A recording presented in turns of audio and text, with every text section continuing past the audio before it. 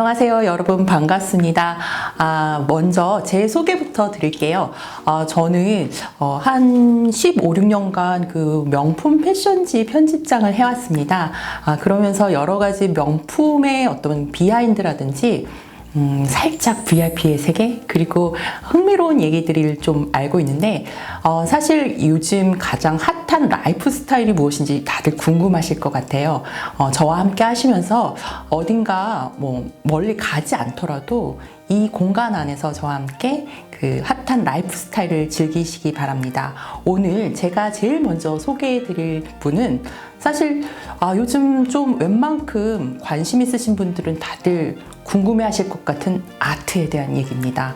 저희가 말씀드리려는 아트는 고등학교 미술 시간에 배웠던 그런 아트보다는 살짝 돈이 되는 아트입니다. 오늘 제 옆에 함께 해주시는 변지혜 실장님 소개해 드리겠습니다. 안녕하세요. 네. K-아티스트 아트 컨설팅 회사라고 있는 변지혜라고 합니다. 네, 우리 변지혜 실장님 참 모시기 힘든 분이십니다. 왜냐하면 제가 이분 인스타를 팔로우하고 있는데 어떤 때는 제주, 어떤 때는 부산. 근데 이게 사실은 코로나 이전에는 이 스케일이 아니라 어떤 때는 비엔나, 어떤 때는 LA, 어떤 때는 러시아까지. 제가 과연 이분의 마일리지는 보통 얼마 정도 될까 궁금할 정도로 세계를 누비시던 분이셨어요. 그만큼 여러 가지 아트 페어라든지 아트 트렌드에 관해서는 우리나라에서 정말 제일 가는 인사이더라고 할 수 있겠습니다. 오늘 이분 모시고 저희가 뜨거운 미술 시장에 관해서 한번 알아보도록 하겠습니다.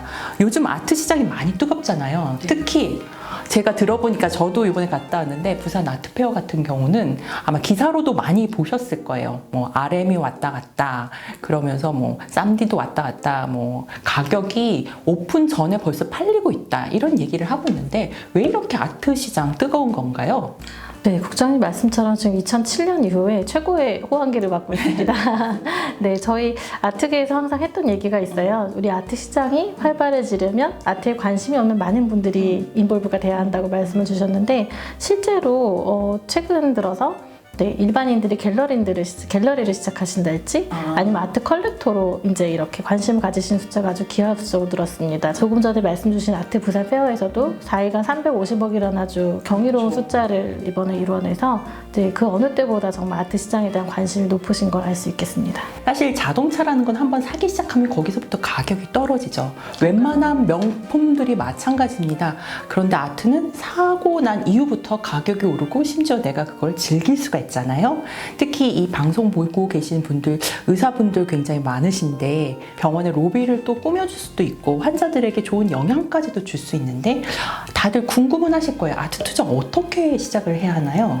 네, 최근에 그 많은 분들을 보면 라이프 스타일과 투자 두 가지로 사실 많은 부분이 결정이 되잖아요. 예전에는 이제 저희가 단계별로 올라갔죠. 집을 사고 차를 사고 이후에 이제 아트를 샀는데 지금은 사실 저희가 부동산이 사실 쉽지가 않고 또 주식도 그런 분위기에서 이제 한국도 경매사가 10년 이상, 아트페어도 10년 이상 되다 보니까 어찌 보면 작품을 구매해서 소장을 하고 그 가치가 오르는 것들을 이미 한 번쯤 적어도 윗세대에서 경험을 했던 타이밍이기 때문에 저희가 이제는 어떤 디자인적인 부분이나 아트 부분에 많은 투자를 하시는 것 같아요. 네. 제가 보니까 아트 투자하시는 분들이 꼭 잊지 않고 찾으시는 게 아트 페어더라고요.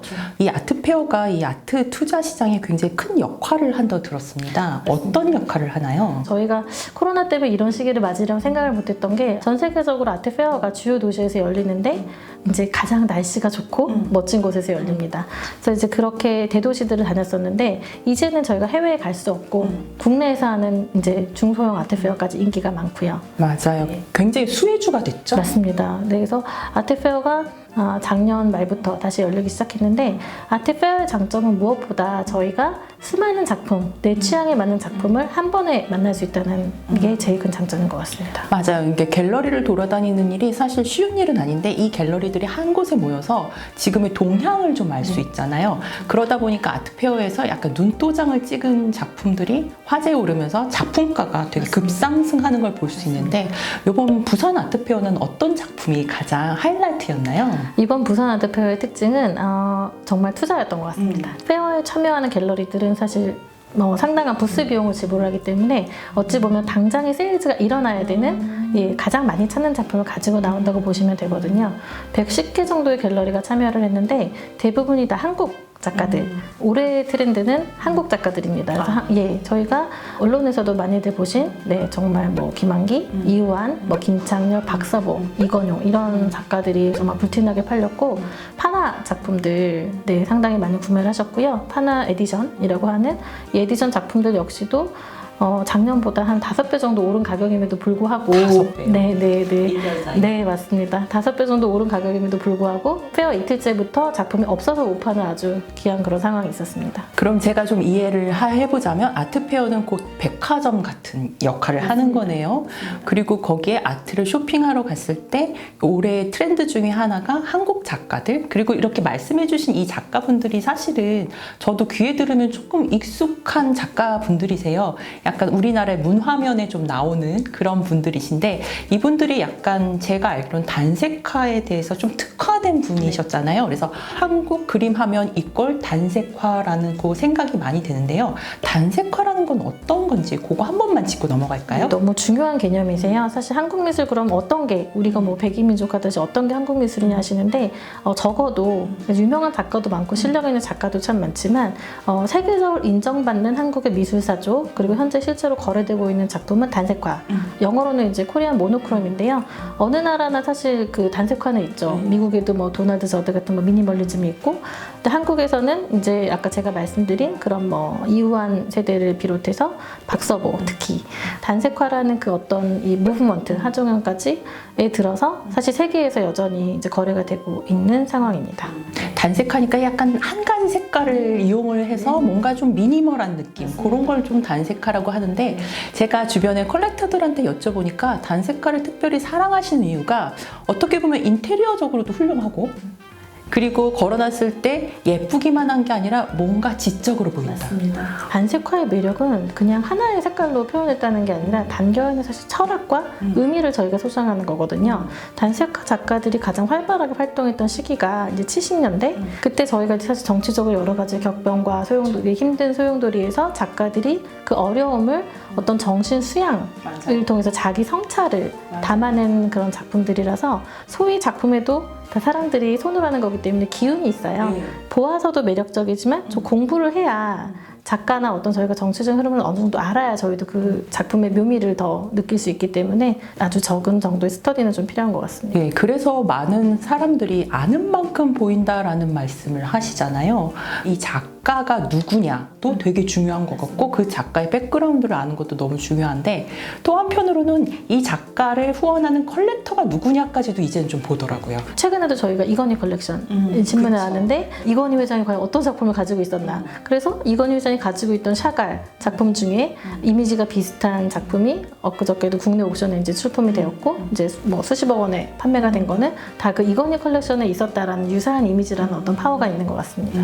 이 작품 안에 어떤 스토리가 있느냐, 이게 어떤 스토리의 일부분인가가 굉장히 중요한 거죠. 내가 무언가를 구매할 때는 그런 백그라운드를 잘 아는 게 중요한 것 같아요. 사실 내가 이 작가를 믿고 후원했는데 절필을 선언하거나 은퇴를 하거나 그러면 안 되잖아요. 혹은 작가가 기력이 떨어지거나. 그래서 그걸 잘 골라야 될 것 같아요. 기본적으로 저희가 모든 종류의 투자를 할 때 공부를 하지 않습니까? 코인도, 그 주식도, 부동산도 공부를 하는 것처럼 아트도 보고 예쁘고 잘 그린 그림은 어찌 보면 그냥 인테리어성에 불과하기 때문에 그냥 나의 취향을 그냥 드러내는 것 뿐인데, 해외 작가들 중에서도 저희가 피카소 전 세계 사람들이 알고 비싸잖아요. 그런 것처럼 한국에서도 누가 들어도 알바나 언론에 많이 회자되는 작가들의 특히 그 수작이 나오는 시대를 잘 알아서 좋은 작품을 좋은 가격에 구매를 하는 게 굉장히 중요한 시대입니다.